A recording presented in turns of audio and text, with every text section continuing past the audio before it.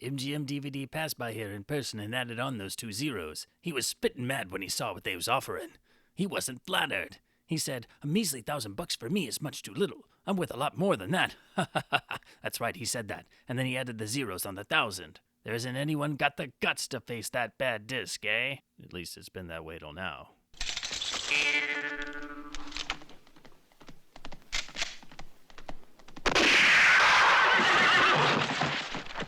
I'll kill you for this.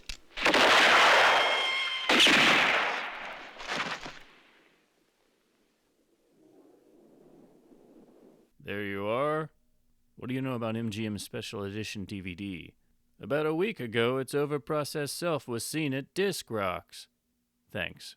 If it's of any interest to you, somebody else dropped in to see me about it. Who? Had never seen him before. His name is Arrow. You know MGM Special Edition DVD? He's got his back to you. Thanks. Didn't hear what the bet was. Your transfer life? Alive or dead, it's your choice. Let MGM Special Edition DVD go.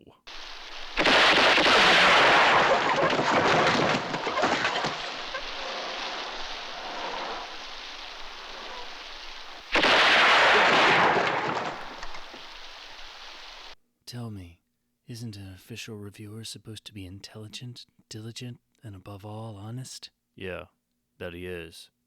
I think you people need a new official reviewer. For the lousy money. You took money to try to fix my crap transfer. You should have killed me when you could. It would be better for you, and for them. You used the reward you got to start raising a disc family. And that's why I feel your family is partly mine. I'll take my part now. They're both innocent. Please let them go. I was the one. You know that. For a few dollars more, we'll never be restored. No! I know. I'm sure you'll hate me just enough. This time you'll have a chance to shoot my transfer, but not in the back. Now suppose I'm a studio. A studio? A very dangerous studio with a gang of film killers. Now what would be the most impossible film vault for me to rob? In your case, the one vault I would suggest is the vault of El Leone. Not even MGM would dare to attack that one. It's not a film vault, it's a fortress there. I would like to relate a nice little parable. Once upon a time, there was a mastering engineer. You don't think a mastering engineer can make money, eh? No? You're wrong. This one did well because he was a builder of proper transfers. There was a studio once who decided he must have his raw scans disguised to look like a basic transfer. To get it made, the studio goes to our mastering engineer for the job. And one day, as destiny has it, the engineer's in El Leone. He happens to walk into the film vault there, and what does he find? The transfer. Since he'd worked on the transfer, he spotted it right away. From that day on, he couldn't work anymore. Pity, because there was something he had to do. There was this crazy idea, and it stayed, to put his hands on the raw scan inside. Get in there and grab all the raw scan files. Sure, you think that engineer was lucky the way things work out, that he was lucky to go in just in that film vault. It wasn't true. His good fortune stopped that day, because later, as a prisoner, he ran into me. The engineer told me the story, and I tell you, the raw scan isn't in the safe, it's right in this. Almost a perfect scan for a few dollars more in it. The truth is, Mr. Leone fan, to try robbing us would be so futile that only a complete fool would attempt it. Yeah. Or a complete revisionist mad studio. Look, listen to me, old man. You're supposed to be a video prophet. I didn't come here to listen to you rattle on about revisionist transfers. I wanted to find out about this fan. It's obvious you don't know anything. No need to be insulting. If that's all you came here to do, you can clear out of my house fast before I lose my temper. Understand?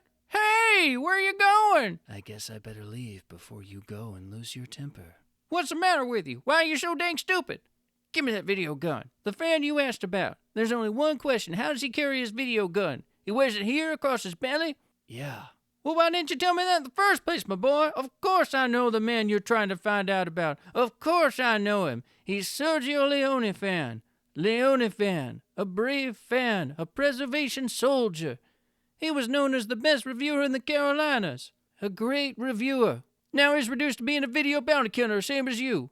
Because of revisionist transfers. Because of the damn transfers, damn 'em. Too. How can somebody in my business go around with a contraption like this? That contraption almost sent you to your grave. You're forgetting one thing, Leone fan. I was shooting at your slipcover. Well, I was only shooting at yours. But I recall firing first. Label, I've reached almost 50 years of researching Leone films with my system. Not many fans last long in these parts. How long do you expect to last? Much longer than that. When I get my hands on MGM and that $10,000, I'm going to buy myself a little license, possibly retire. Yeah, well, I don't believe we ought to start another fight, but you forget one small detail. What's that? I want to get my hands on MGM too. Sure, after me. Or before you. Or at the same time. Is that a proposition? Mm-hmm, an equal partnership. Why? Why should I? Well, I can think of 3 reasons. First is, there's 14 of those crap releases. Yeah, that's a lot. A lot for me. Yeah, no small number, even for 2 of us. Second reason? Second reason? The second reason is you could make it 15-1.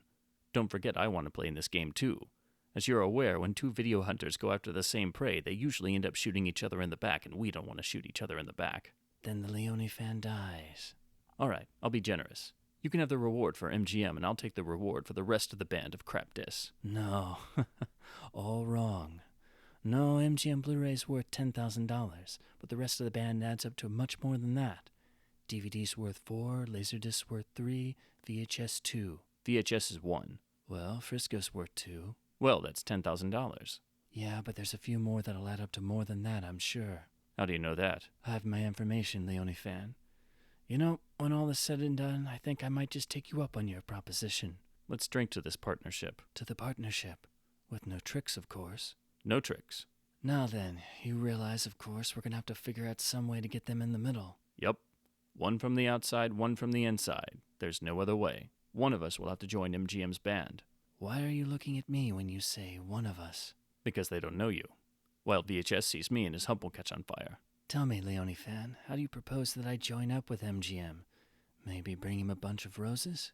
Well, you could do that, but I'd suggest you take him Duck-You-Sucker. Who's Duck-You-Sucker? A bad transfer of MGM's. Right now he's cooling off. He's cooling off in Alamo Video Hell Jail. How do you know all this? I've got my information too. Naturally, you'll have to arrange for his rights release. Naturally. Tell me, Leone fan, were you ever young? Yep, and just as reckless as you. Then one day something happened. Made life very precious to me. What's that? Or is the question indiscreet? No, the question isn't indiscreet. But the answer could be.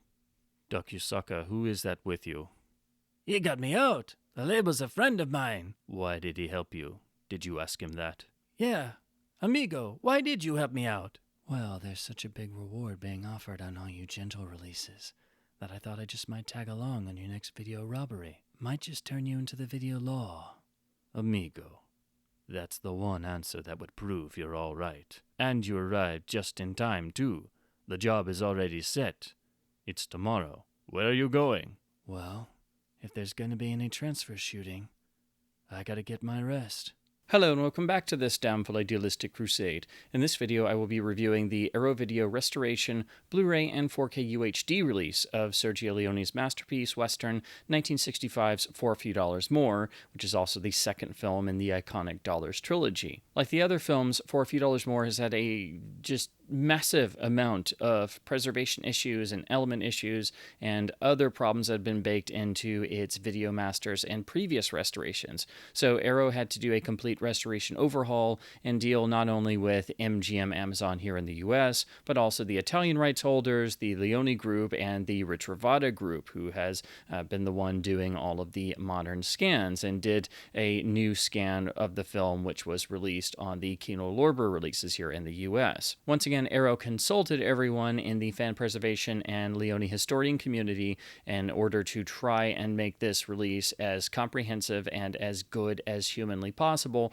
with the elements that survive and using the Ritrovata source scan. Just as on A Fistful of Dollars, this being from the same Ritrovata source scan as seen on the Kino Lorber releases has led a lot of people to think that this is a mere video upgrade or just a more deluxe package, and I want to stress that that is not the case. A ton of work and effort has gone into both the picture and the sound, not to mention making a comprehensive supplements package, but in particular the restoration efforts here are just as extensive. In fact, I think far more extensive than they were on Fistful, because this film has a number of specific issues that have plagued it for a long time, and a number of things unfortunately baked into the surviving elements, which are reflected in the scan files. And Arrow went to a lot of trouble to work with those scan files and really, I think, make them about as good as humanly possible and do a complete overhaul in the audio department, which is really the most important thing here in terms of the audio of For a Few Dollars More has been so brutally manipulated over the years that it's had decades of problems in and of itself in terms of the English monodub. So this film needed a complete overhaul and has finally gotten it. Now, to briefly talk about the film and my own thoughts on it, this is, of course, the second film in the trilogy and the follow-up to the unbelievably successful A Fistful of Dollars. And what's most remarkable about this film is that it truly is one of the great sequels. It not only outdoes its predecessor in every way, it allows the entire production team to essentially fly freely.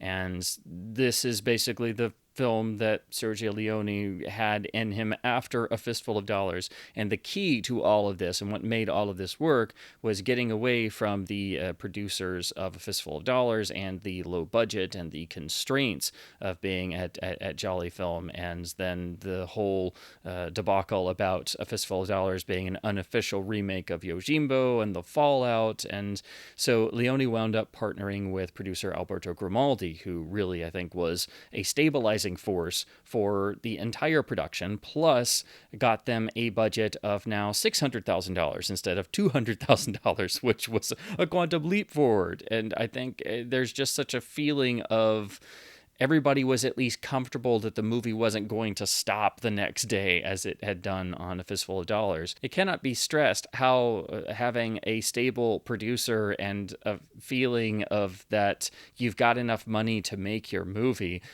will increase the artistic qualities of a production. But there's also the presence of new screenwriters who will become key contributors to all of Leone's films. Here, it's primarily screenwriter Luciano Vincenzoni, who would go on to also write The Good, the Bad, and the Ugly. He brings in and refines the dark undercurrent of humor that runs throughout A Fistful of Dollars and really mines that, and also is able to further the characterizations. There was also additional uncredited writing work done by Sergio Donati, who's one of the key Leone collaborators, and also was able to fully pick up on that dark humor that makes the Dollars trilogy so wonderfully unique, and it gives it such a flavor that feels iconic. So with the contributions of two brilliant writers, it's as if the world established in A Fistful of Dollars is being expanded, and it's a film that is much richer and much more developed. It's obviously longer, and we're also seeing Leone starting to play with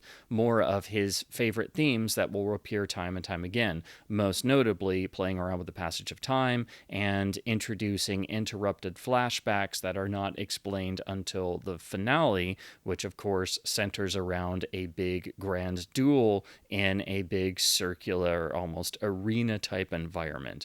So you are seeing all the elements come into place that were being suggested in A Fistful of Dollars, but obviously that film had a much lower budget, and it was the first film, and it was focused on retelling a particular story, so it was a very limited, straightforward narrative, but it had all the promise of what was to come, and that is here in For a Few Dollars More, which also suggests the elements that will grow even more in The Good, the Bad, and the Ugly, and lead into the other films. So everything really comes to full fruition here, but also you still have the sort of lightning in a bottle can-do flavor of it being a smaller production that had this great, fantastic success, and now everybody's getting to swing for the fences by having a stable producer, much more money, a solid hit under their belt, so they have this confidence. And while the later films get bigger and are more iconic in ways,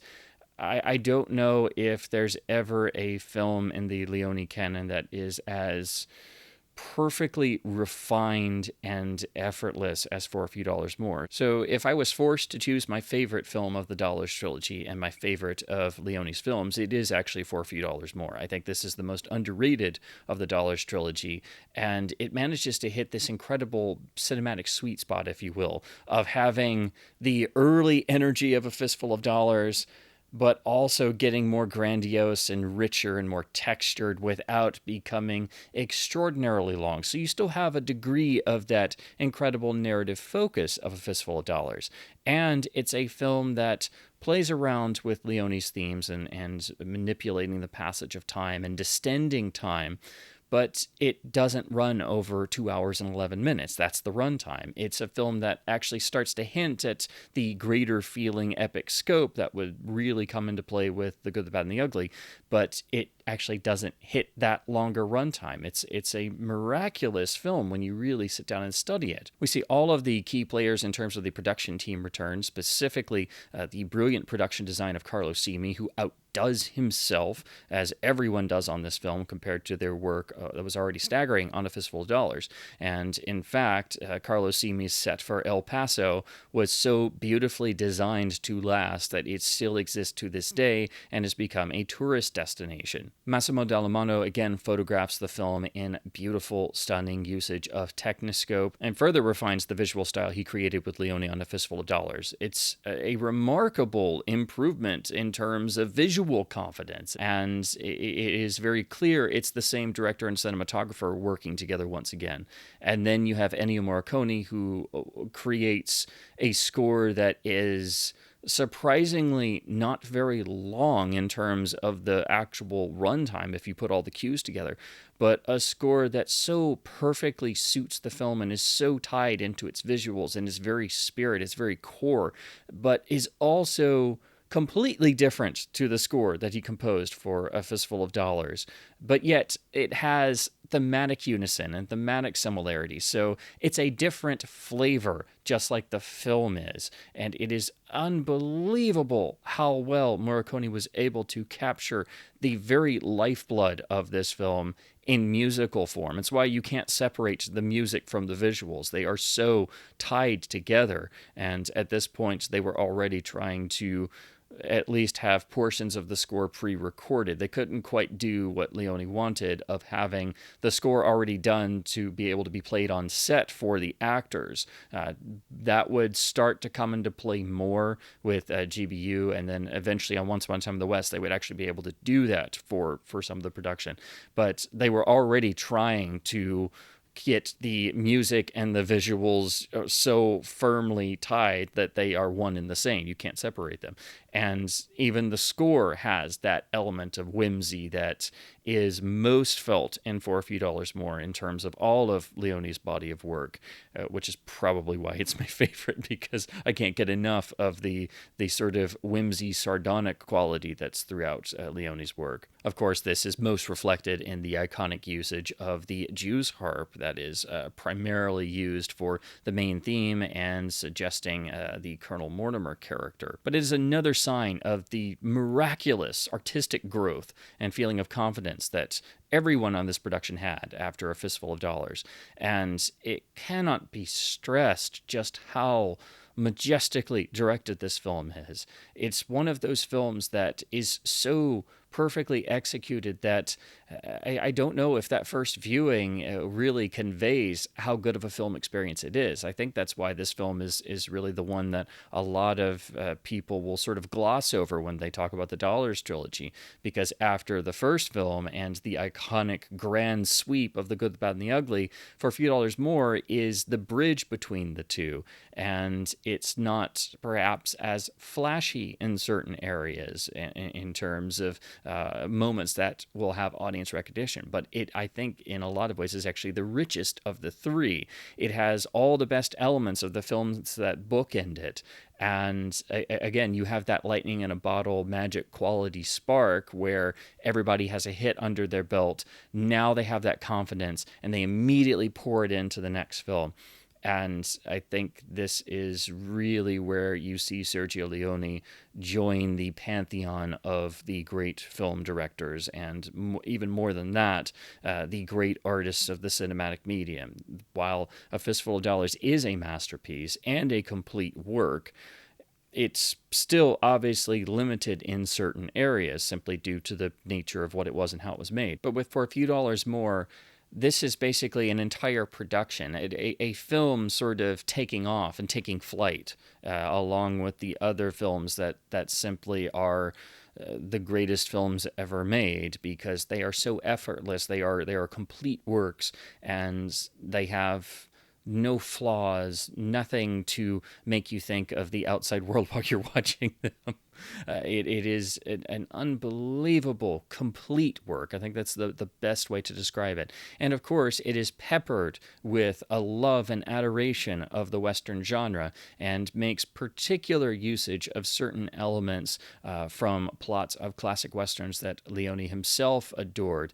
But he was building upon those and building a new story, a new narrative out of these themes, while always tipping his hat to the great Westerns, and Westerns with really notable elements that maybe weren't necessarily the ones that were going to be analyzed by critics forever. In particular, For a Few Dollars More has several nods and elements that are in reference to films like The Bravados, but most notably, I think there's quite a good deal of reverence for the Robert Aldrich-directed Vera Cruz, especially the idea of having your two main characters be separated by a significant age gap, and the older, sort of elder statesman being bemused by the younger, more brash gunslinger character. And thus, the dynamic scene in that classic masterwork Western of Gary Cooper and Burt Lancaster is reflected in the pairing of Lee Van Cleef with Clint Eastwood. Of course, Clint Eastwood returns as the man with no name, but here in the film he actually has a name, as he always has a name in the films. That was just United Artists marketing campaign. But here in the film, I think he has the best of the three names, which is Munko, referring to presumably always having one hand on his gun at all times, and thus doing everything else left-handed. There's a wonderful assurance in Eastwood's second performance, as what you see in the rest of the film very much is tied into how confident Eastwood is in the film, and that there's a sort of particular quality that he even picks up on more of the humor. So it's a more textured, nuanced, lived-in performance, even when compared to the performance in A Fistful of Dollars. If you closely compare, you'll notice that in all three films, Eastwood's characterization is just a little bit different. He doesn't play exactly the same way every single time. It's why the performances are so iconic, because each one is lived in within the confines of that particular story and where this character is at that time. And you also have the idea or concept of it technically could be three completely different characters, because these films are not exactly tied together and the historical period isn't exactly set. So like a lot of films from classic Western directors, they can also be seen as more variations on a theme instead of being a specific series. And echoing my feelings that this is my favorite of the trilogy, this is my favorite of Eastwood's three performances. It's his most iconic in ways. It's his most bigger than life version of The Man with No Name, and it's got the most of the sardonic humor that I think we all love in these films so much. Gian Maria Volonté returns to play the villain once more, but as going to the idea I was saying about each film as sort of variations on a theme, here he is playing, of course, El Indio, which is the darkest and most out there of the villains in the trilogy, and the one that's completely unhinged. It's another masterclass of a performance from Volonté as a fantastic villain, and a complete night and day difference from his phenomenal portrayal of Ramon Rojo in A Fistful of Dollars. It is a character who is so completely off the deep end and on drugs and haunted by his past and seemingly with a fractured psyche that completely devolves into self-destructive tendencies and psychotic behavior that it frankly resembles more of what you would expect from the Clown Prince of Crime himself. So if you ever wondered if there was a Western where the villain was almost sort of Joker-like, that's the sort of closest comparison I can make. He's not, cracking jokes all the time, but he has a very, very morbid, dark sense of humor and always is stacking the deck in his favor in terms of setting up duels and also eliminating his own men seemingly whenever he feels like it. He is a completely unpredictable character, which makes the narrative all the more fascinating. And in fact, I think the performance is so majestic and so full of life and vitality that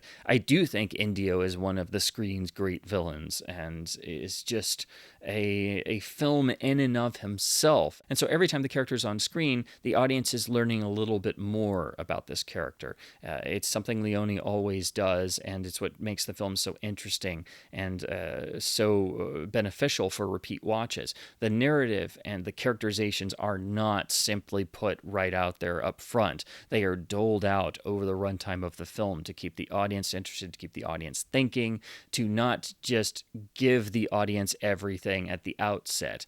It's a mystery to be solved, or to be unraveled, like the actual nature of the background plot itself that is doled out over the flashbacks. And so we know that there's something uniting El Indio and the character of Colonel Mortimer, but we don't necessarily know what that is. However, the dramatic weight of whatever drives the Man in Black, as he was referred to in all the United Artists promotional materials, is immediately there from our very first glimpse of Lee Van Cleef as Colonel Mortimer.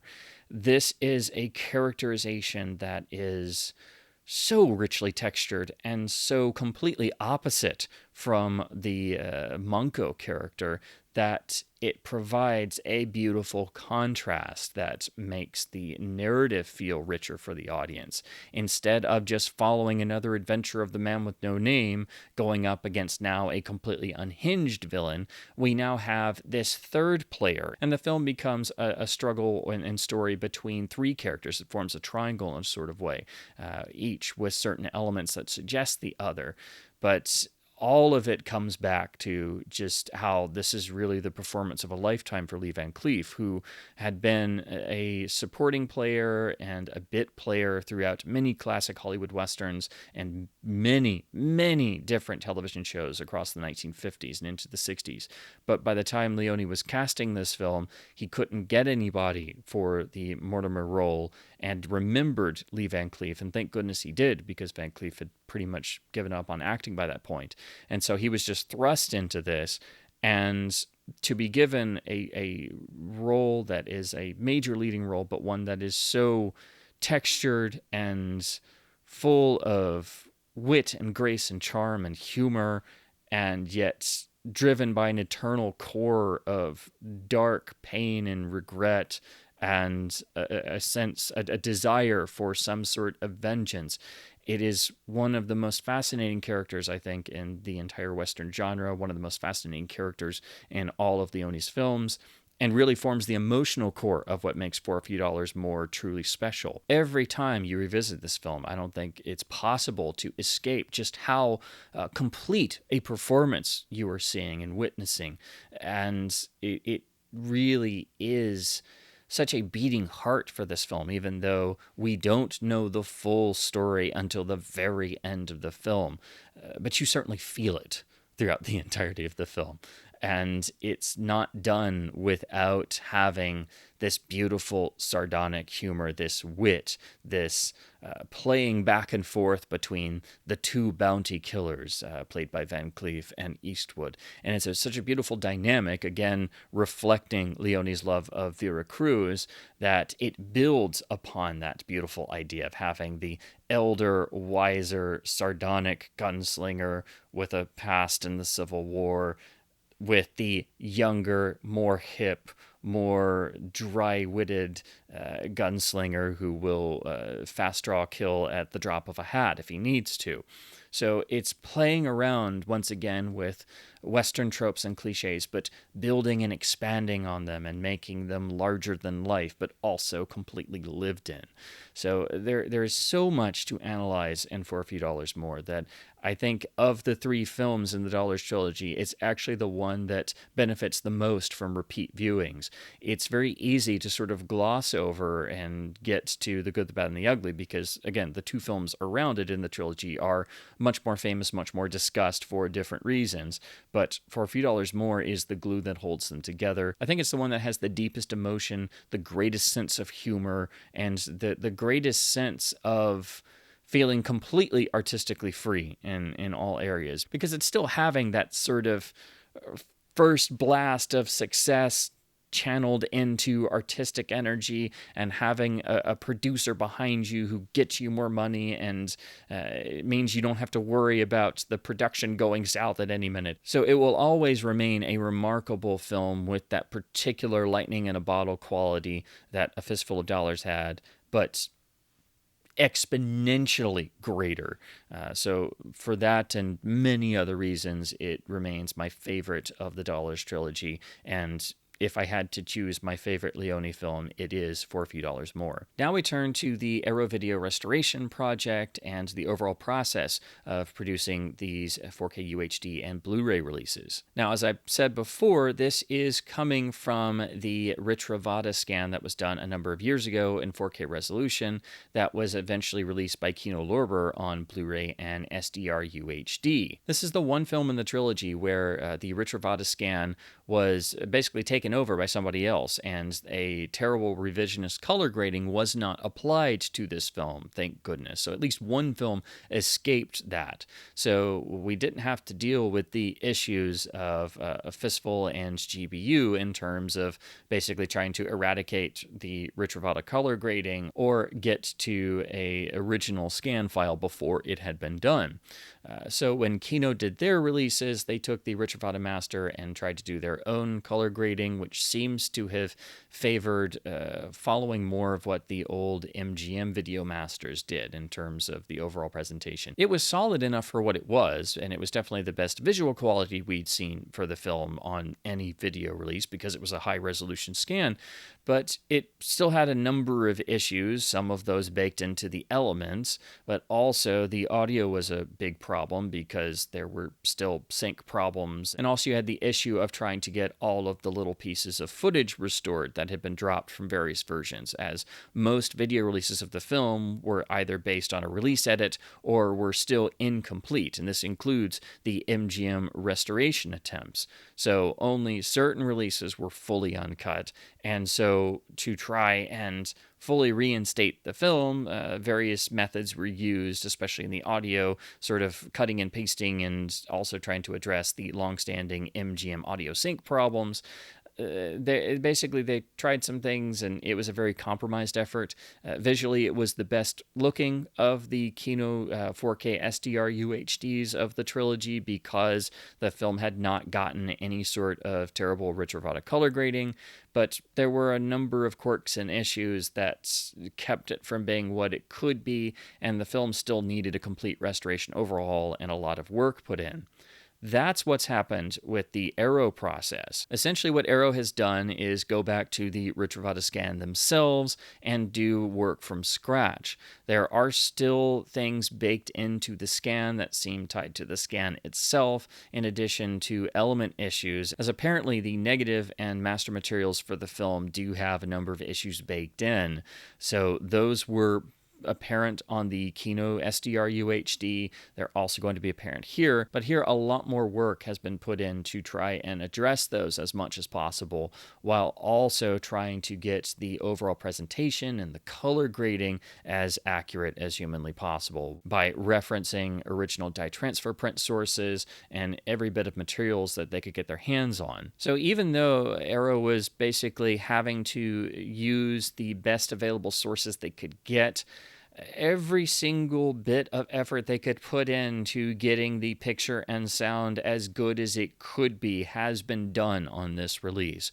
So this is another quantum leap forward over even the pre-existing Kino Lorber 4K UHD and SDR. I cannot stress how much work has been put into this, and if you have any previous version of the film or even the Kino UHD and you get the Aero release and put it in, you're going to notice that right off the bat because the difference is massive, even though it's coming technically from the same Ritrovata scan. So to talk about the picture quality of the UHD and Blu-ray releases, this is again Aero's new restoration master of the pre-existing Ritrovata 4K scan. You should definitely be aware going in that the element of the film does have issues baked in, so you do need to expect you're still going to see some wear and tear from the years and things that are apparently baked into the film negative. So if you've seen the Kino UHD, you'll at least know generally what to expect. But here, even some of the damage has been better addressed and also cleaned up somewhat. So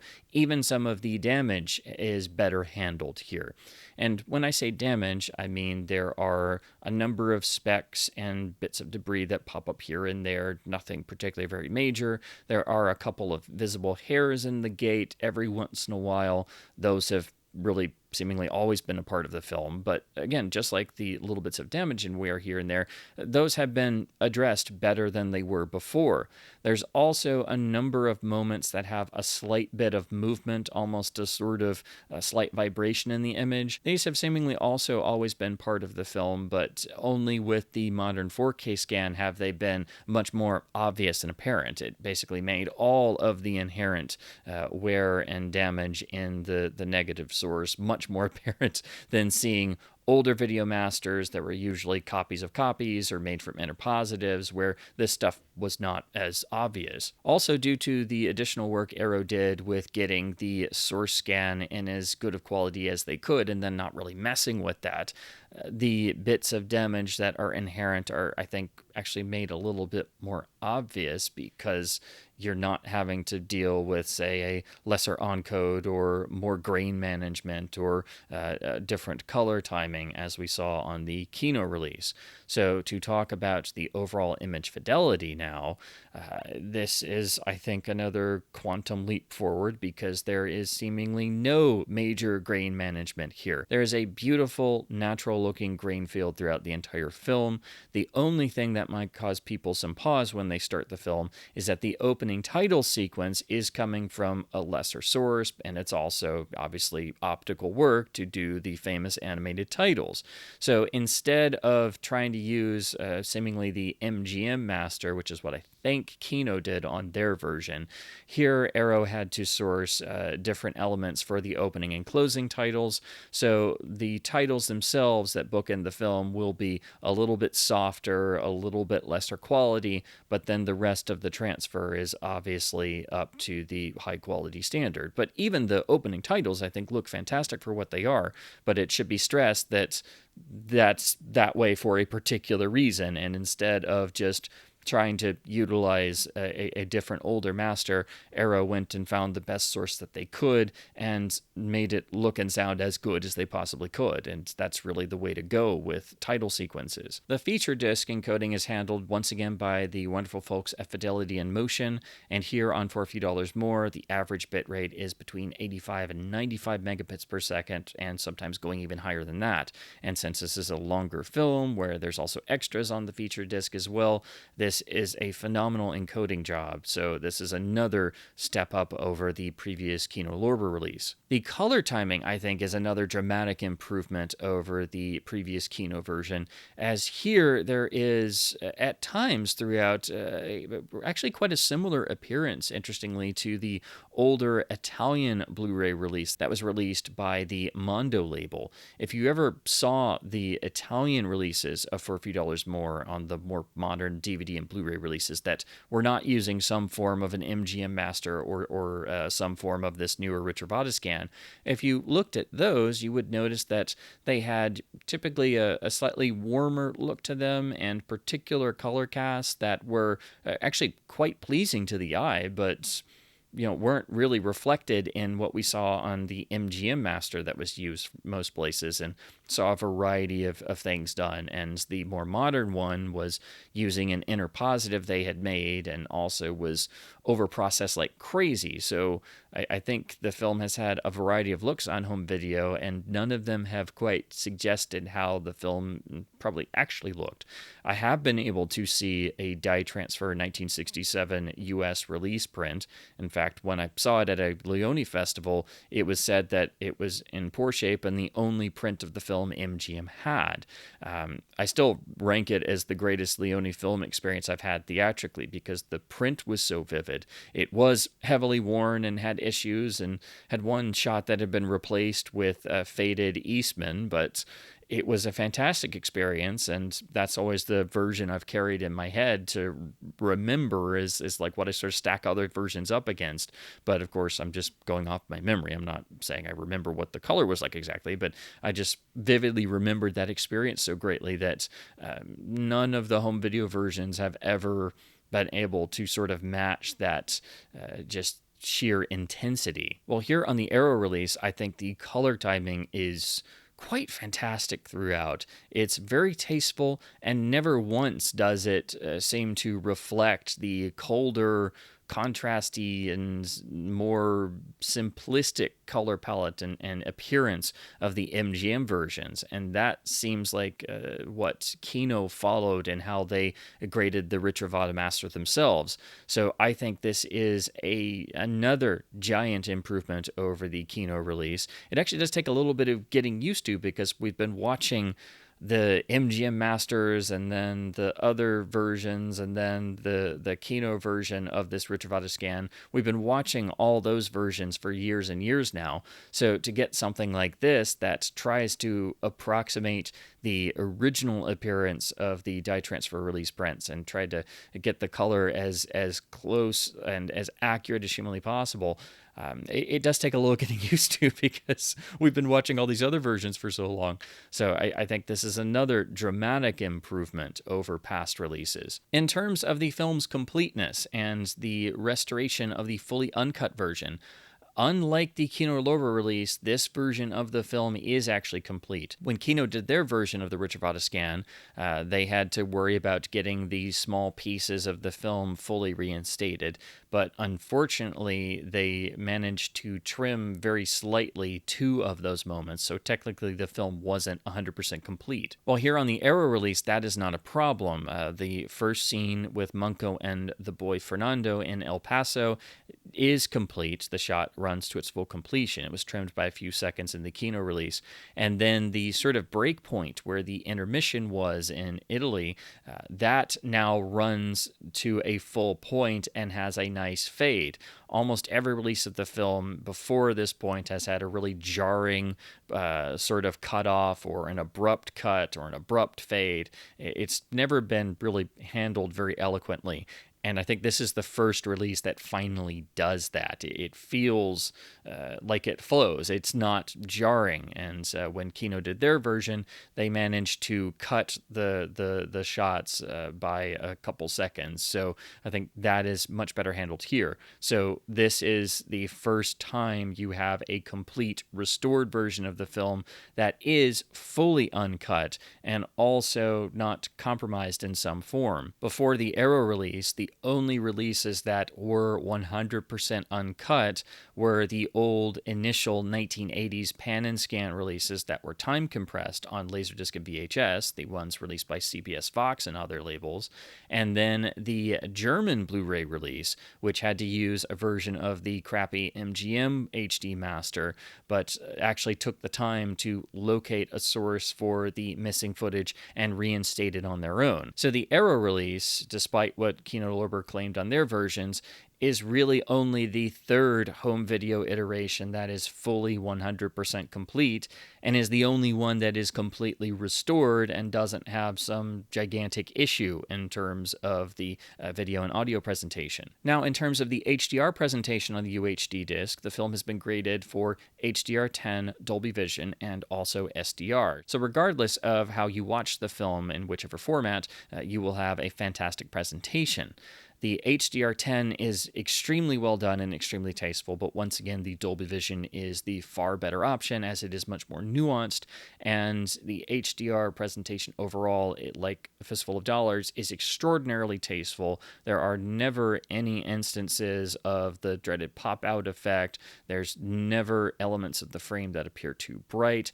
This is how I think all catalog films should be handled in terms of being brought into the 4K HDR realm. You have to be extraordinarily cautious and careful in how you apply high dynamic range to films that were made decades before that was ever even a thought on anyone's minds. So I'm admittedly very, very picky when it comes to HDR on catalog films, but here I was so pleased to see that it was at the same high quality standard as seen on the Fistful of Dollars UHD. So really, I think the visuals are as good as they can be. The only things that are really holding it back are things that Arrow had nothing to do with, really.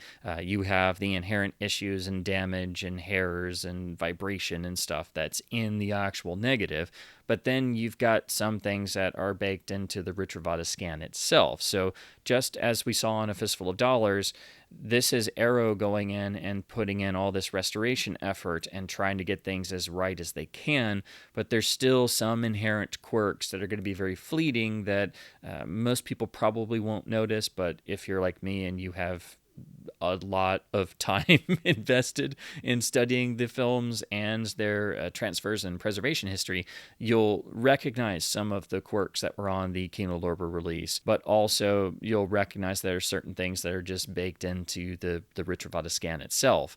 And so since the video presentation is so dramatically improved over the Kino release, it will make some of those maybe a little bit more visible or apparent. But again, this is not something Arrow had anything to do with. It's just, unfortunately, something that is baked into the highest quality scan that's available, and the only way to get around it would be to just start over from scratch, and it would be very unlikely that the powers that be would authorize something like that and go to the expense to improve a couple shots here and there.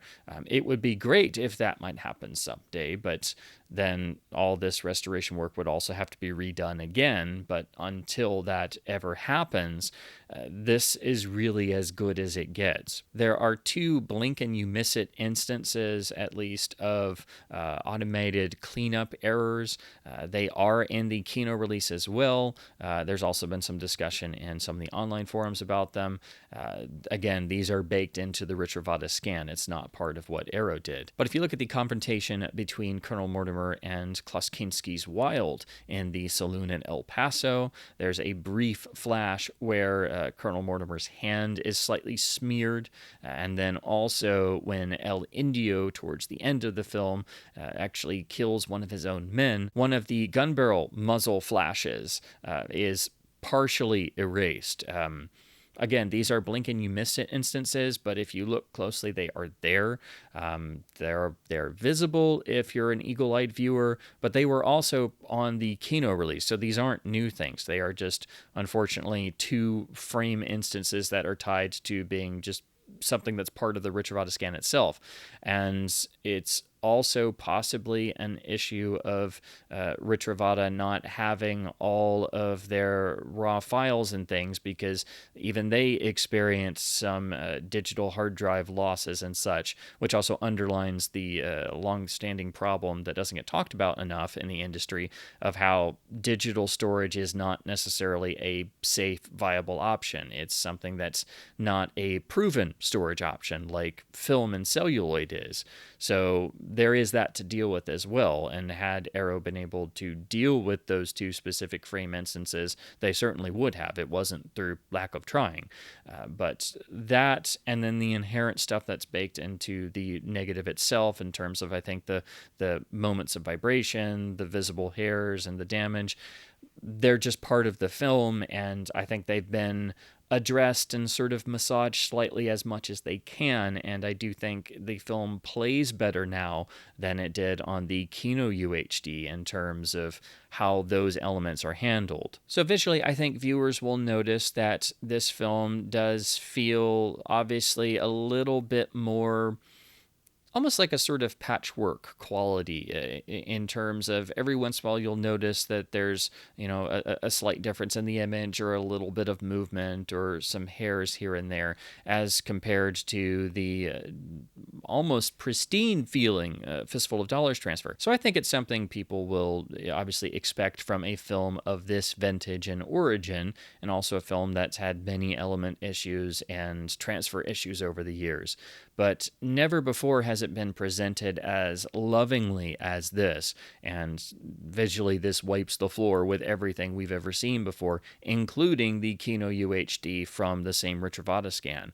So again, I can't stress how much of an improvement this is, even though you are going to see bits of damage throughout. They are minor and they are just simply part of the film negative. Now we turn to the audio, which is just as much and frankly more of an improvement than the picture is. For a Few Dollars More has been cursed with horrendously bad audio presentations for decades, and in particular MGM themselves caused a terrible audio sync problem all the way back for the 1997 DVD release, when they tried another attempt to make a new restoration that had a lot of issues, and unfortunately that audio sync problem has been baked into every version of the film that's used the English mono ever since, to varying degrees. The Arrow release is the first release to completely eradicate any sort of audio sync problems with the original English mono track, and the first release to not have some hideously degraded form of the English mono. Because when you look at the release history of the film on video and how the audio has been handled, after a certain point, MGM, who controlled the film in the US, decided to process the audio track, which is the same fate that befalls almost every film. But they went so overboard on overprocessing the mono mix of the film that they basically reduced it to sounding like you were hearing the film over a bad telephone connection. It sounded like somebody had made a cassette tape dub of For a Few Dollars More.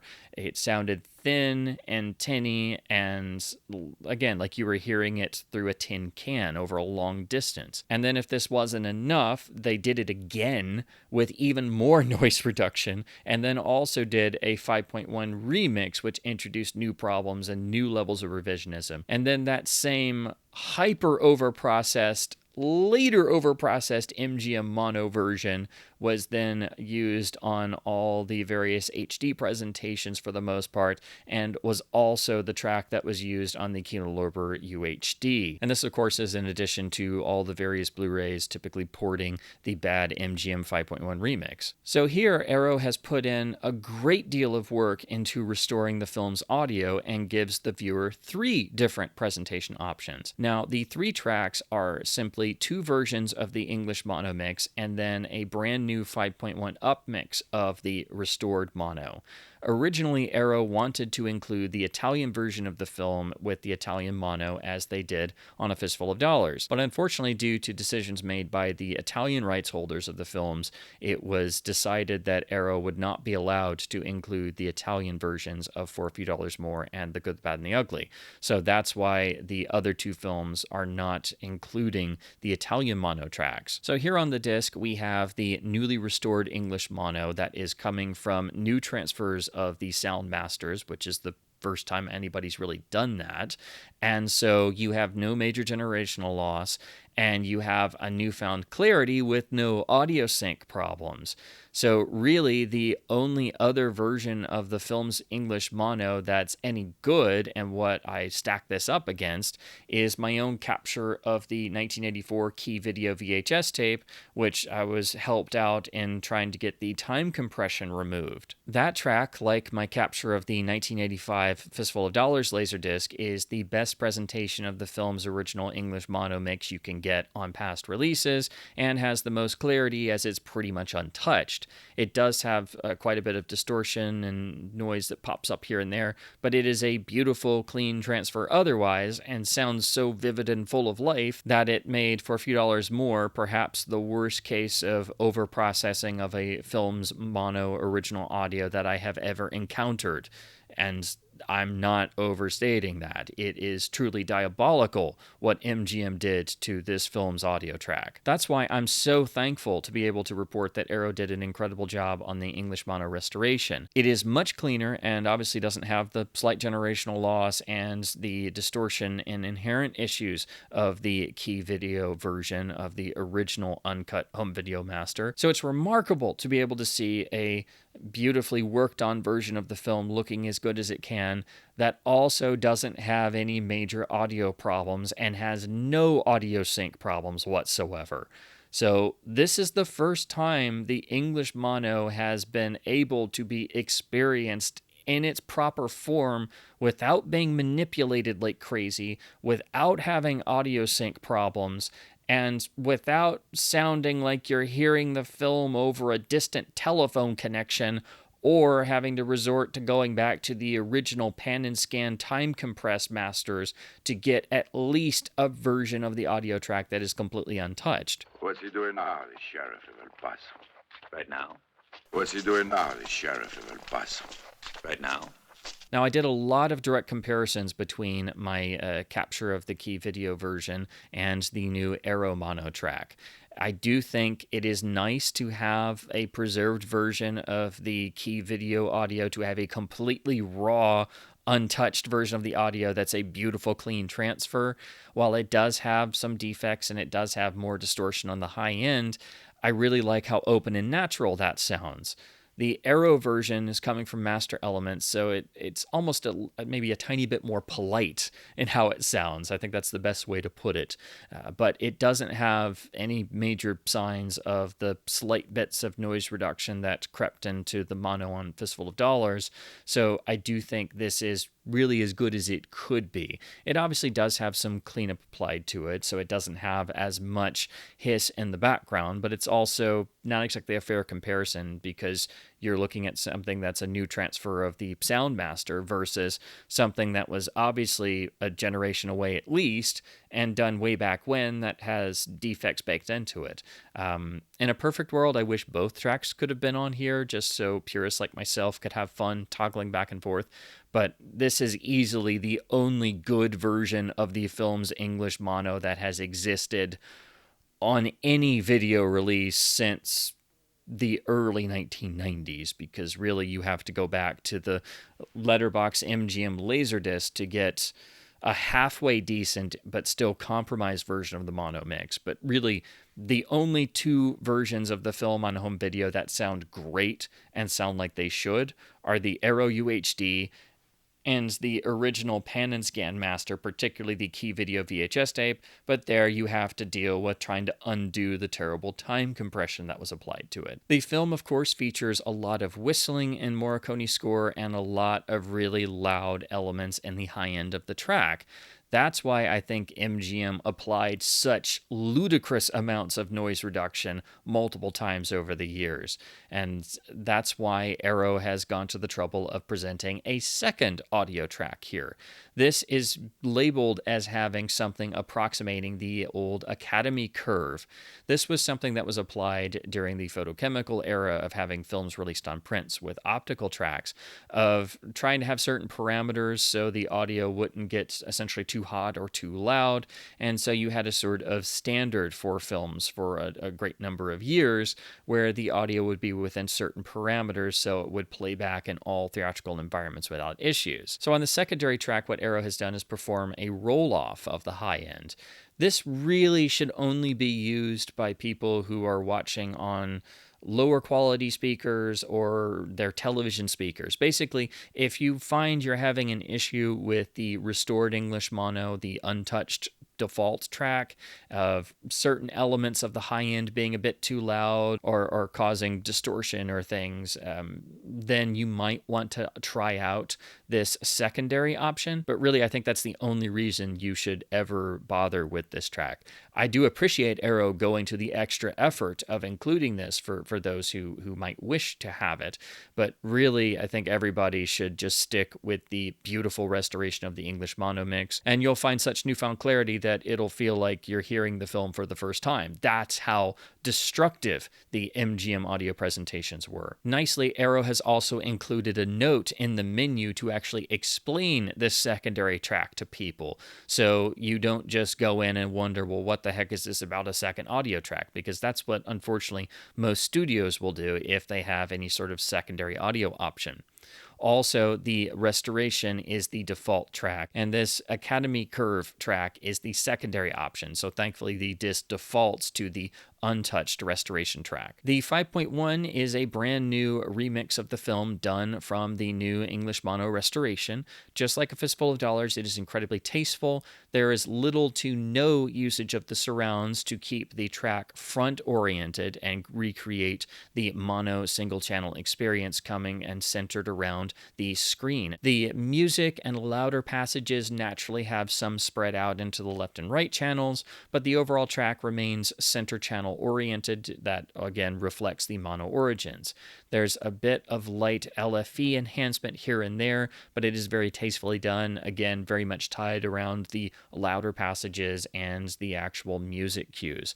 So this is another incredibly tasteful, very intricate upmix of the original mono that keeps everything intact, but it's of course at the cost of some of the clarity, and I'm not sure, but they may have used some elements of their Academy curve version of the mono in making this. But anytime you go from a mono track into a 5.1 remix, you're going to lose certain elements. So I would always encourage people to view the film with the original mono track and only look at the 5.1 if you absolutely insist on having a multi-channel experience for every film you watch. I don't think remixes are necessary for any catalog film unless there was something that was tied to the production. But if you have to have a 5.1 remix, this is how it should be done. And this is not what MGM did on their 5.1 remix. So this thankfully undoes the terrible issues of MGM's, frankly, crap 5.1 remix. Now we turn to the packaging and artwork of the limited edition release. This has more beautiful Tony Stella artwork done to match the Fistful of Dollars release, and then the release of GBU will also match, so they go beautifully together as a display piece. But also there's beautiful matching spine art, so these will go together beautifully on the shelf. On the rear we have Arrow's usual layout with the exhaustive supplemental features, and again, mimicking the film's iconic title font from the United Artists posters to describe the actual disc headings. This is another hard case set, so the slipcover removes to have the same beautiful artwork now without the ratings logos. And this also has more of a flat finish, which makes it look distinct from the slipcover. And the artwork has a lovely sort of wraparound effect as we have more of the iconic characters beautifully rendered once again. We once again have beautiful Tony Stella unique artwork for the case itself, and this matches Fistful by having a white background. So we have more just incredible artwork. And then very nicely, once again, Arrow has actually included the Italian title of the film on the cover. We have the nice matching spine and then the matching rear cover. The reversible art is the iconic United Artists American 1967 release poster. This has now a black spine and matching rear cover. Inside, we find a standard Arrow insert along with the UHD feature disc, which has the trailers along with it, but then all of the other supplements are saved for the standalone Blu-ray, thus maximizing disc space and not overcramming the feature disc. The UHD itself, of course, will be region-free, but if you pick up the Blu-ray version, that feature disc will be region B locked. The Supplements Blu-ray is, of course, region B in both packages, so if you don't have region-free capability, you will need to have that or get a region-free player option if you want to view these supplements. Then we have the beautiful limited edition booklet with the same beautiful artwork. Then on the back, it once again reprises the iconic United Artists promotional taglines. So this is done in the same style to match what Arrow typically does and to perfectly match the book on the Fistful set. This has 4 brand new essays and runs about 60 pages, so it's at the same quality standard as the Fistful book. It's got beautiful images throughout. It's nicely put together. The text is also nicely readable, which is something to really consider, as a lot of these books will frequently have text that's harder to read. Again, the imagery is beautifully done, and I like that all of these books so far have a sort of dusty, almost sepia quality to them that perfectly suits the Western genre. Now, the one thing I will mention about this book and the packaging, and it's something that happens on a number of Arrow releases, and happened a little bit on the Fistful set. Whatever paper stock they use in terms of how these are printed and made, a lot of the more modern Arrow releases in these sets can have a certain particular odor to them.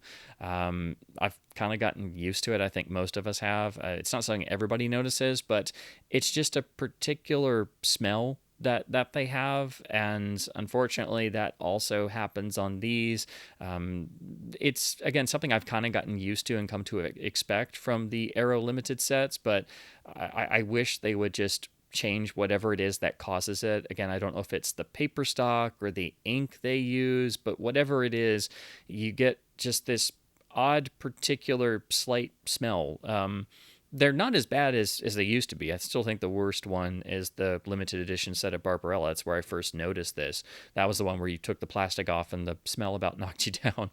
But it is a little bit of a factor on this. So if you've noticed that on some Arrow releases before, you'll obviously kind of be used to expecting that. And so you get a little bit of it on these. It's just due to how the actual packaging and printing is done. I only mention that because it's something that I notice on Arrow releases, and it's just the one thing about the packaging that irks me a little, because I'm reading a lovely book and I keep getting that smell. We again close with a whole section dedicated to the presentation notes and talking about the restoration work. And again, this is merely just a Cliff Notes version of the Herculean task Arrow faced and the amount of work they put in.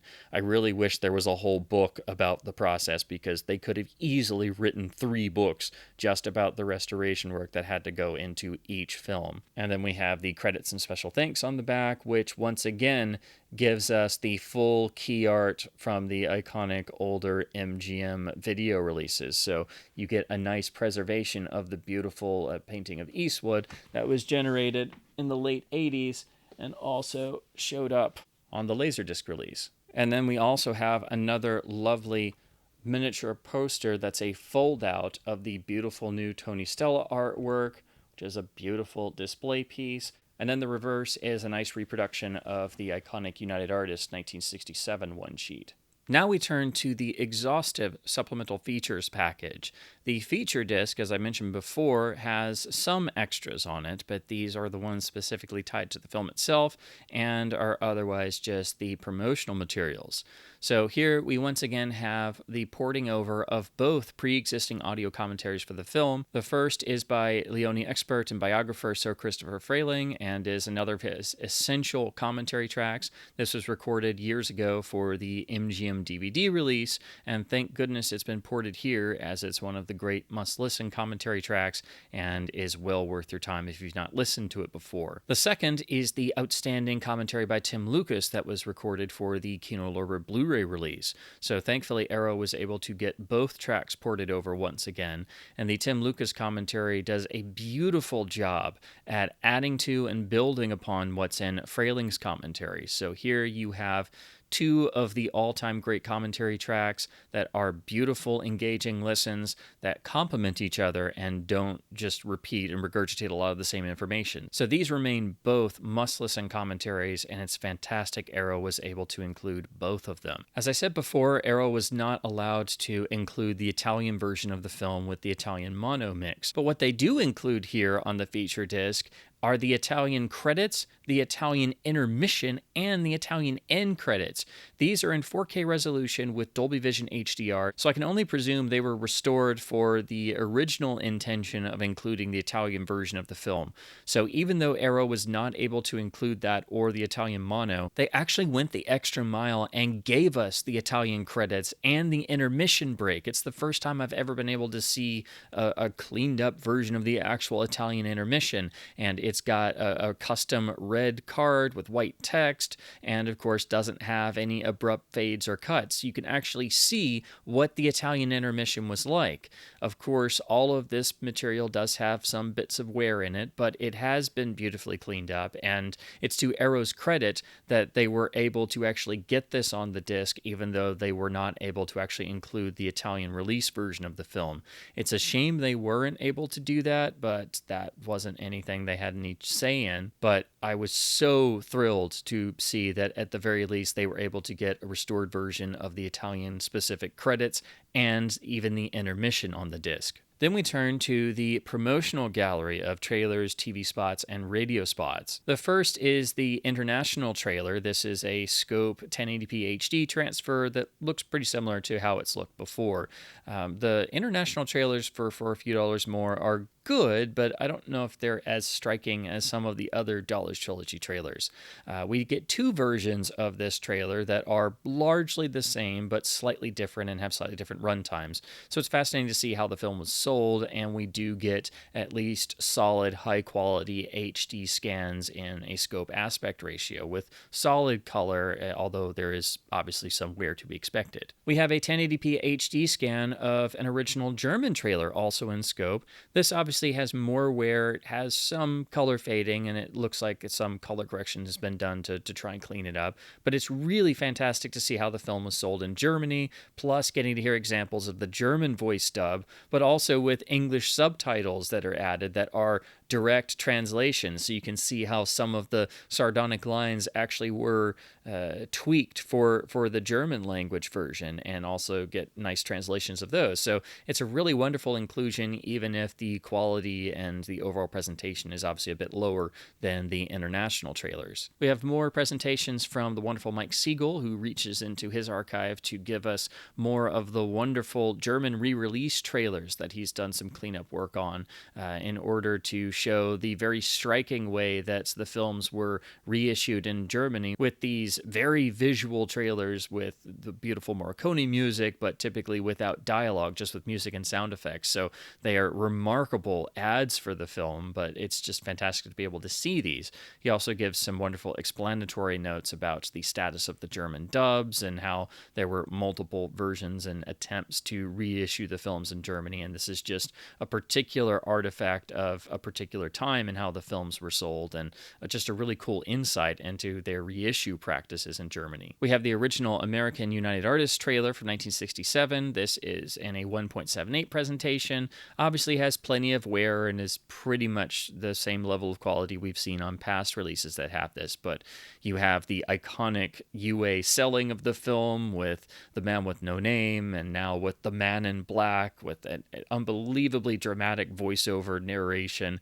It's just a beautiful trailer for an incredible marketing campaign. We have a very short UK trailer, which is based on the United Artists selling of the film. So it's basically just a cut down version of the American trailer, but now in a 1.33 ratio and runs a little over a minute. We then have the same amazing UA double bill reissue trailer for A Fistful of Dollars and For a Few Dollars More.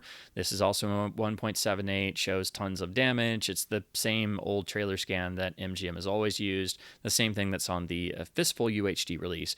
But this is just such a beautiful marketing campaign that I think it's one of the best pieces of promotional material for all of Leone's films. I think it's another masterful United Artists marketing campaign. So I love that we have it preserved here as well, even though I hope that someday this trailer can get fully restored. We then have some lower quality but HD presentations of some TV spots for this double bill reissue. So basically miniature 30-second or less versions of the amazing double bill trailer. Then we close out with original radio spots done by United Artists for the American release in 1967.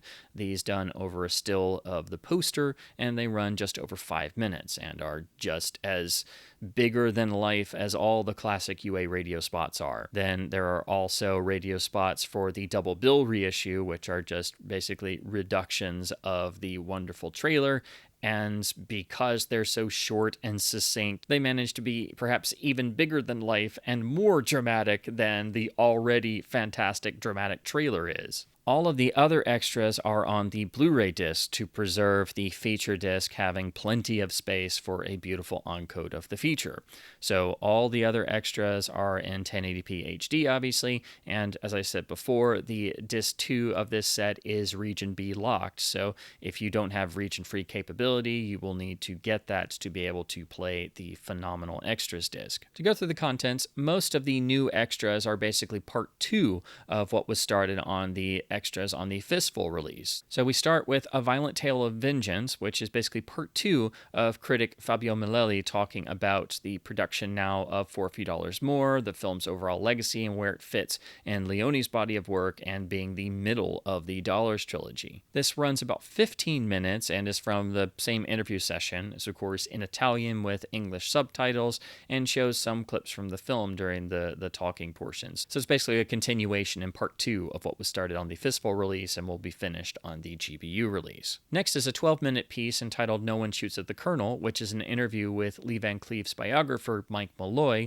who focuses on the story of how Van Cleef was approached by Leone, how it basically resurrected his entire career, how the film was beyond important in Van Cleef's career and turned him into an international film star. This is another lovely interview, and Malloy even peppers it with a few nice, goofy puns here and there. It runs about 12 minutes, and it's really wonderful. There's a specific piece focusing expressly on Van Cleef in this film, as his performance is truly the heart of For a Few Dollars More. Next is one of the extras that will really get all Leone nerds just completely where they live in a lot of ways. This is entitled Crafting the West. It's a 17-minute interview with Judita Simi, the daughter of production designer Carlo Simi. She talks at great length and completely openly about her father's work, and his long relationship with Sergio Leone, how they actually met the first time and in preparing A Fistful of Dollars, and even shows his original blueprints and designs for the iconic El Paso set, and talked about how proud she was of her father's work and how she grew up in this environment. But to get this level of personal detail about one of the key figures in Leone's work, who all of us Leone fans have only been able to read about and admire their work from a distance, but to get that incredible personal connection is just so unbelievably special. But if all of that wasn't enough, she then talks about at one point just how hard Simi was affected by Leone's death, and that he basically shut himself in a room for months and could only be heard weeping uncontrollably. And I admit that really got me. I was watching this and I was like, I'm not going to tear up. I'm not going to tear up. I did. So this extra is just truly special, and a perfect highlight for one of the most important collaborators and one of the key artistic partners that Sergio Leone had, who made his films the iconic works of art that they are.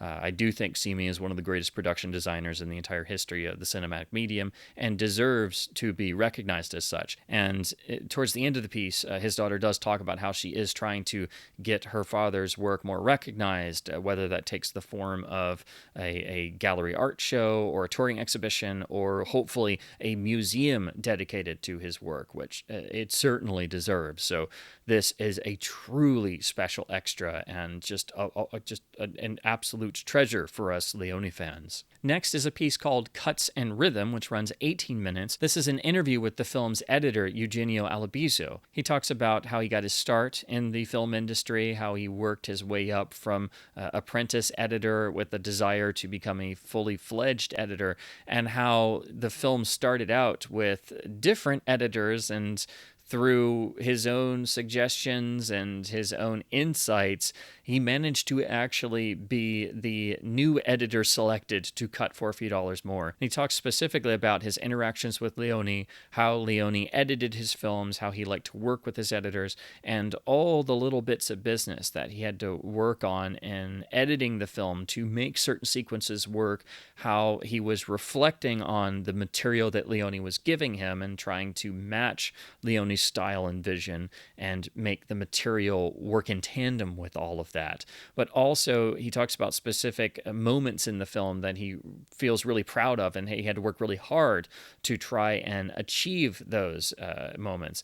And in particular, I was so glad he highlighted one of my favorite moments in all of Leone's films, which is the wanted poster stare down that we see in the film, as we have the sort of duel between the wanted poster of El Indio staring, laughing at the eyes of Colonel Mortimer, who literally burn a hole through the screen, and then we have the intensive cutting back and forth along with the percussion of the gunshots that forms a battle of wills between man and inanimate object. It's one of the great moments of cinematic technique, and here we have 20 minutes almost of the original editor talking at length about his experience cutting one of the greatest films ever made. Next is Western Strings, which is part 2 of the interview with guitarist Bruno Diamario. He talks specifically in this section about the process of recording for a few dollars more, how the sessions were a slightly different experience for the second film, how the score was a bit different, the particular challenges he faced, and how pleased he was with the final product. So this is basically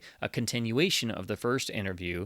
This runs almost 7 minutes and is just as charming and enrapturing as the first section was. Next is a 14-minute interview entitled Timeless Voice. This is talking with the iconic Etta Del Orso, who performed all of the incredible soprano vocals in the Morricone scores for the Leone films. And here on For a Few Dollars More is where she first really comes to the forefront.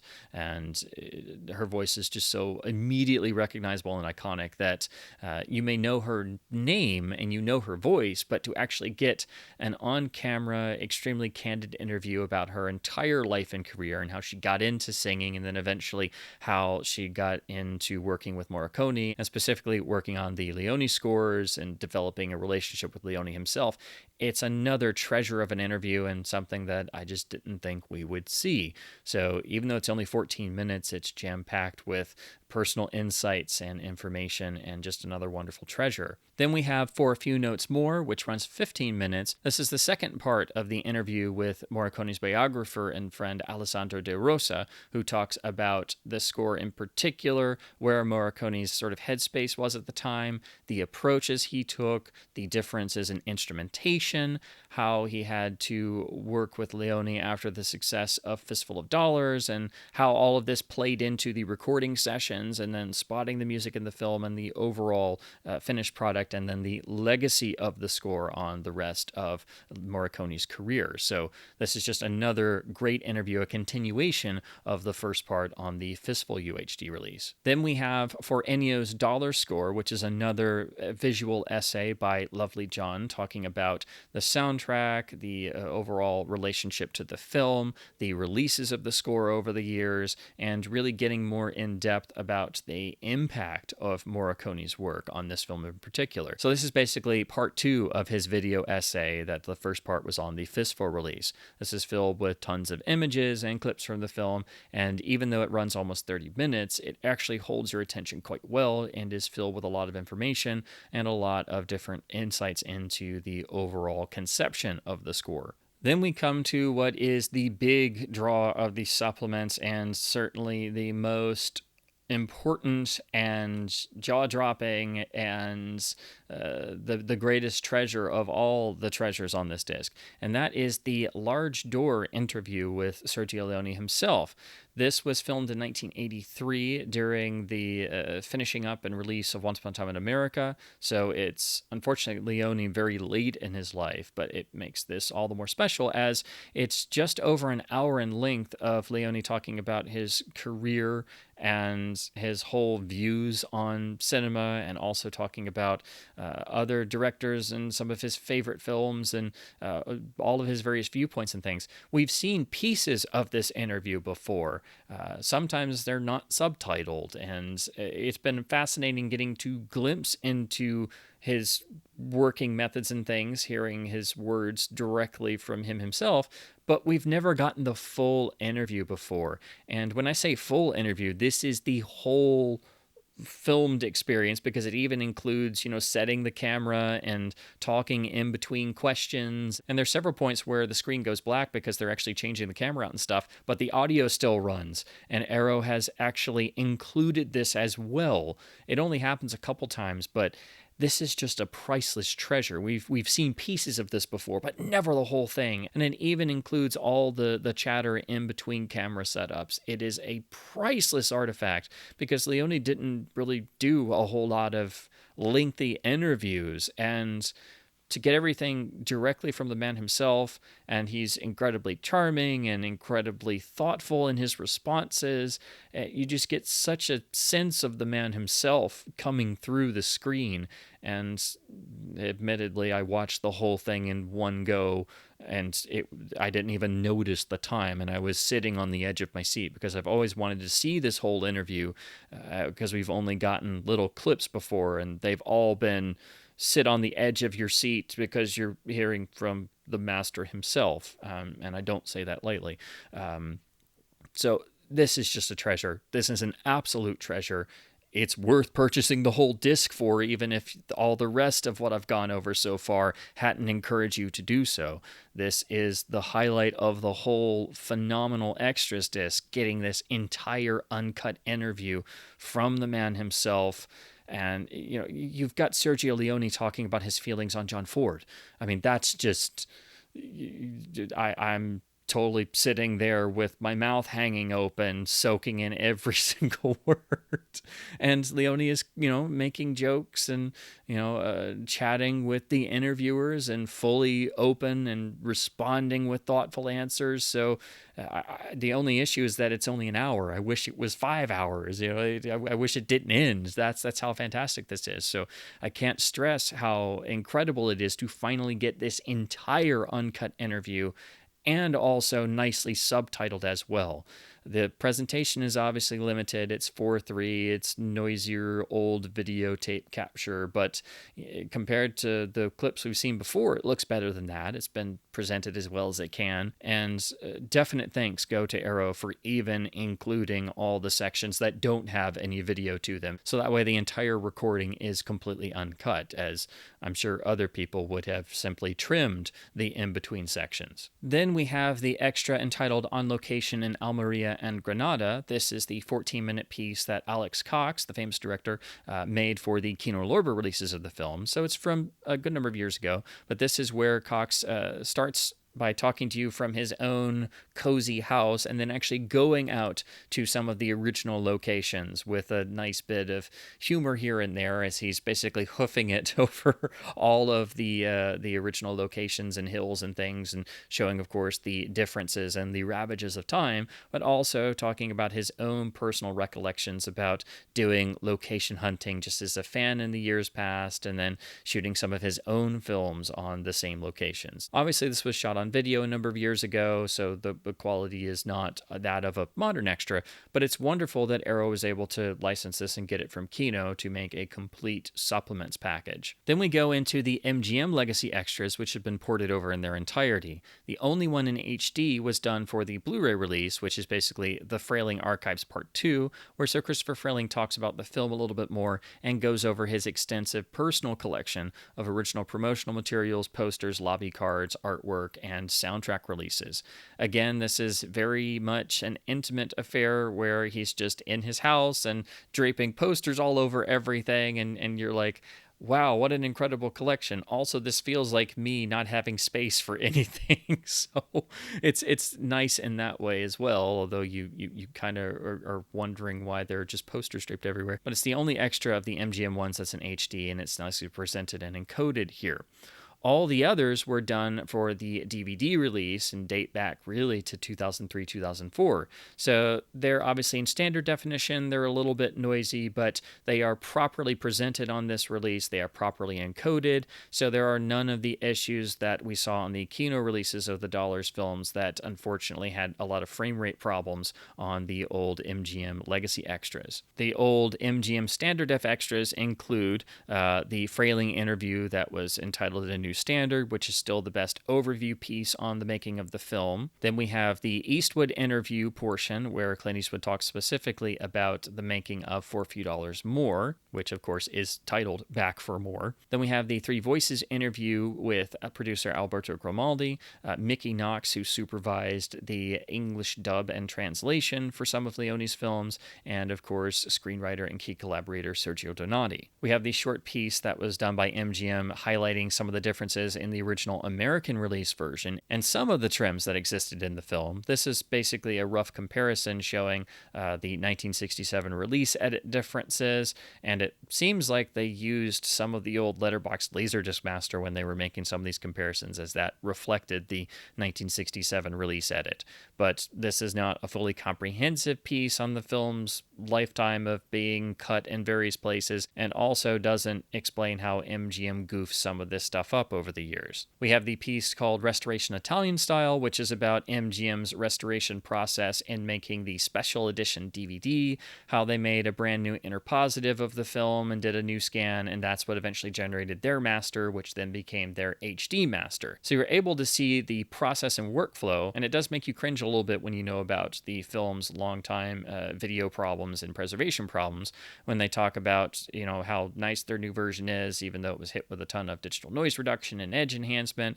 And then they talk about how they cleaned up the original mono and didn't have a lot of elements and made a new 5.1 remix. Both audio presentations we were then cursed with for decades afterwards. And when they're talking about cleaning up the audio, that's when they made the even more hideous overprocessed version of the mono that basically, you know, overprocessed it to within an inch of its life, resulting in one of the most overscrubbed mono tracks I've ever encountered. So I do grumble when I watch this. I know they had the best intentions, but they really messed up a lot of stuff. But at least this gives you insight into the process that the film had undergone in terms of what MGM did, and helps to explain what their versions were like for so long. And then we have the 2004 location comparisons, where you get some stills and images showing the difference in locations from 1965 to 2004. Then we have a variety of alternate credit sequences. This was done by Arrow and starts with an alternate English language credit sequence. This explains that originally there wasn't a producer credit, and that was added later to other versions of the title sequence. This seems to perhaps come from the old MGM Blu-ray master, so that's why it looks a bit different. And that's my best guess as to where these particular credits come from. Next is the alternate German version of the title sequence, which interestingly doesn't have the ending card with the text about about the bounty killers, and this seems to perhaps be what was on the old German Blu-ray, as it even has the Tobis logo credit, but it's at least nice to have the German titles preserved. Then we have the alternate Spanish language titles, which are in pretty low quality, but at least we have some version of them preserved here to see the titles in Spanish, and like the German credits, there is no bounty killers text. And then we close out with the 4 retrospective photo gallery montage pieces put together by Mike Siegel that were on the Kino releases. So those have been ported over. Combined, they run almost 40 minutes. Each is beautifully edited. We have tons of rare production stills and lobby cards and posters and foreign promotional materials, all beautifully cut to Morricone's soundtrack cues and all in nice higher resolution. So these are wonderful montage pieces and well worth your time. I know a lot of people don't dig into all the supplements, but when Mike Siegel makes a piece like this, you really get the experience of the film's marketing campaign and legacy in visual form. Plus, you see incredible rare images from his own personal archive. So that is the Arrow Video release of For a Few Dollars More on 4K UHD and Blu-ray in the limited edition set. Now, unfortunately, the limited edition has now sold out, but Arrow will be announcing a standard edition with the same incredible discs, so you'll be able to pick those up if you missed out on the limited release. I cannot stress enough how this Arrow Video release is not just a physical media upgrade. This is another complete restoration overhaul that is the first release of the film ever to make it as good as it possibly can be on all fronts. It does have some quirks and slight things that are baked into how the film negative is and in the Richravada source scan itself. But Arrow has gone far beyond what anybody else has done and tried their darndest to make this release as comprehensive and as archivally minded as humanly possible. The improvements in picture and sound alone are worth every single penny of the purchase price. On top of that, this is the only modern release of the film that can be called fully uncut and restored, but it is the only release of the film to have the English mono mix sounding as good as it should since the 1984 key video VHS tape that was pan and scanned and had terrible time compression applied to it. Every other version of the film has horrible compromises in the audio presentation or bad audio sync problems or ludicrous amounts of overprocessing.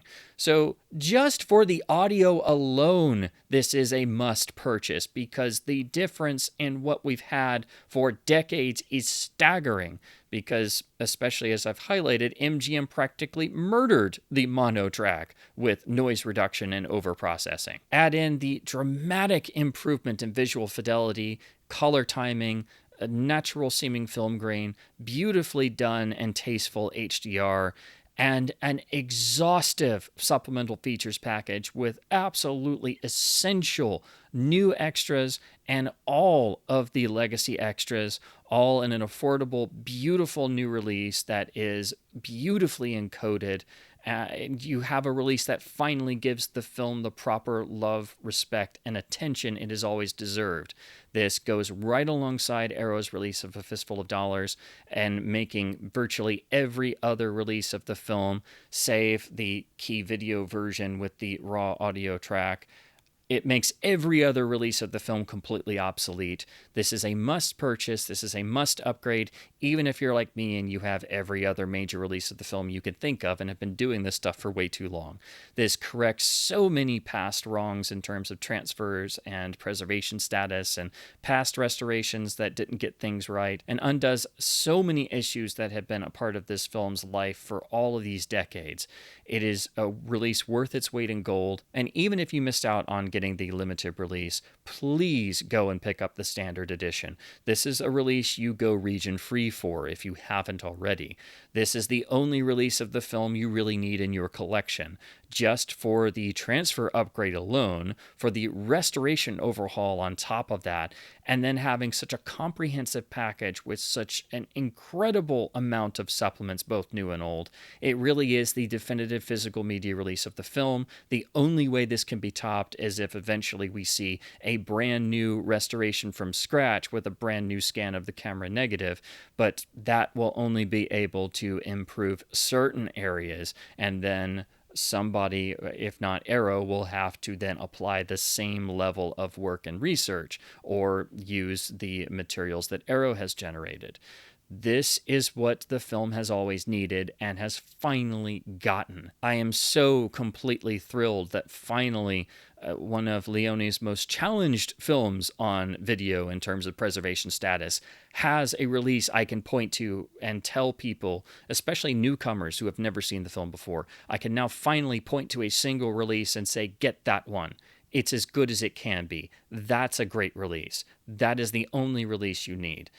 I never thought I would be able to do that with a Leone film, and in particular, I never thought I would be able to do that with For a Few Dollars More, which was cursed in a number of areas even more than some of Leone's other extraordinarily challenged films. All of his films have been cursed for the entirety of physical media. Their home video histories are a nightmare of problems. And so is their theatrical history and their preservation history. So this was another Herculean effort by the entire team that worked on this Arrow release, and they deserve all of our attention and support for being able to overcome so much in what is, only being sold as a physical media release. It is so much more than that. This is a restoration and preservation overhaul, and the only release of the film that is as good as it can be, and the only one that I can actually say is archivally minded. So as always, I hope my babblings about the incredible works of Sergio Leone and their long journey to get to these Arrow video restorations and releases has been at least somewhat fun and informative. I'm not just going to say that I stress how important these Arrow video releases are. In fact, I would go further and say that you should not consider any other physical media releases of these films, ever. Unless you're like me and you're going back to the best possible initial masters to get those raw audio presentations. That's the only other thing you should really be looking at if you want to look at a different version just for fun or for research purposes.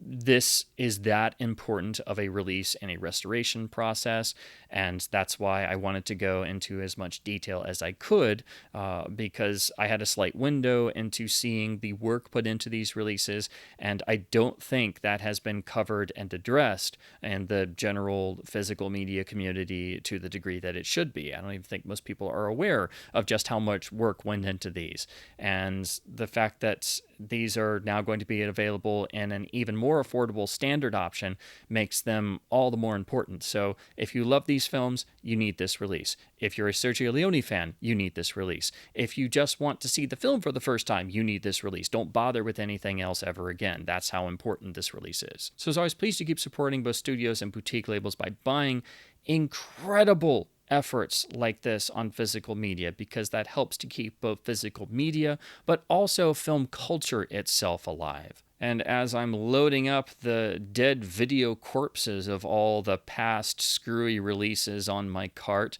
I just want to say, as always, thank you ever so much for watching.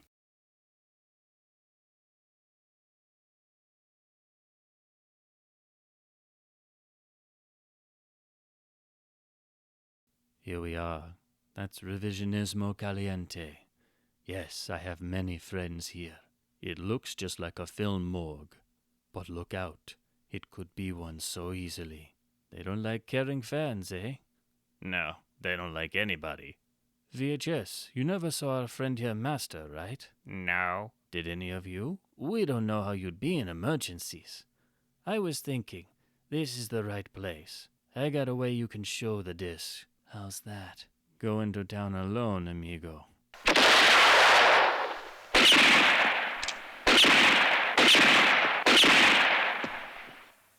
Bravo. Remember me, amigo? Of course you do. El Leone. It's a small world. Yes, and very, very bad. Now come on. You light another video match. I generally smoke video just after I master. Why don't you come back in about 10 minutes? 10 minutes you'll be smoking in hell. Get up! On your feet. Cuchillo, count to 3. 1, 2, 3. Who are you? I'm the one who can open the safe for you. What safe, senor? The one from El Leone. You got there ahead of me. However, open that safe and you're going to destroy half the scan files. I can open it without blowing it up. What'll it cost? $5,000.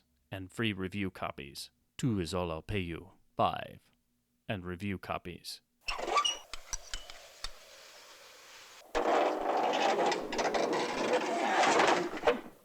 Keep your hands off it.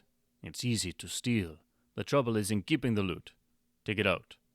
Now every man in New Leone is after us. All they have to do is catch one of us with some of this raw scan and we'll all end up the same way. We're going to wait here for an entire month if I think it's necessary. Then everybody will get his share, and you will wait a month to get your scan files. Naturally. I'll be in the tavern. The air around here stinks anyway, just like the disc. But the month will go fast. I was worried about you, all alone with so many problems to solve. It's all right here. Go ahead. Leave MGM to me. All right. Where in hell is it? I'll kill them, but I'll rip their guts out first. I have a plan, Ritrovata. What? Let's just wait, Ritrovata. They'll be back here, and this way there'll be 2 of us. Can they come back here? Your men could have killed them. Who, they? Are you sure of that, MGM? That they haven't? I thought something different. You made the release boys ride on out to make sure they're both killed and fast.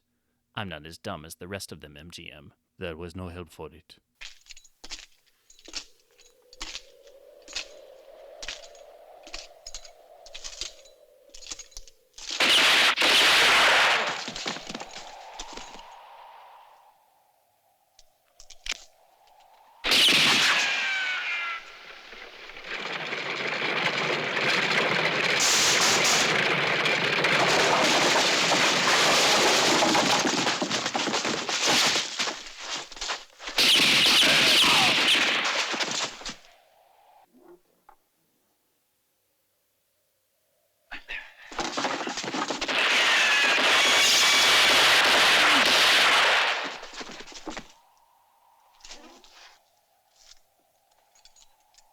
That film watch.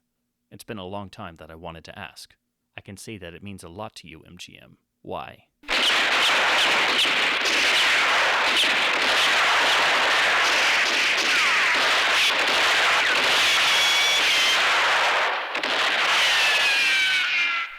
MGM, listen to me. This is Leone fan. Sergio Leone fan. Does the name mean anything to you?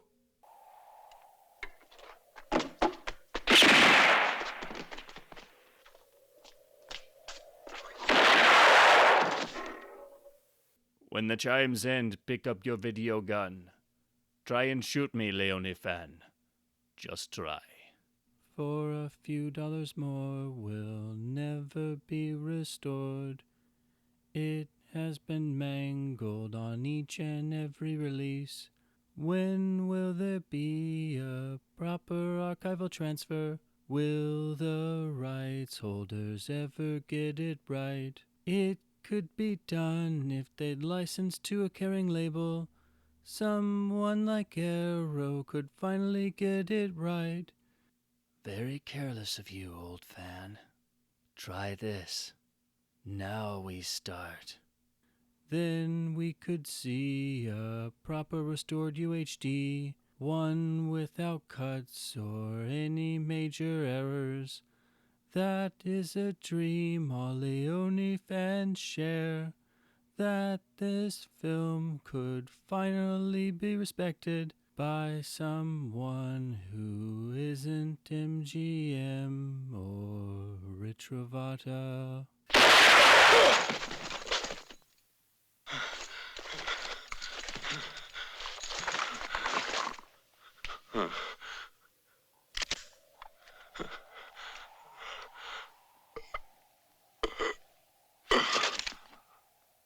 Bravo.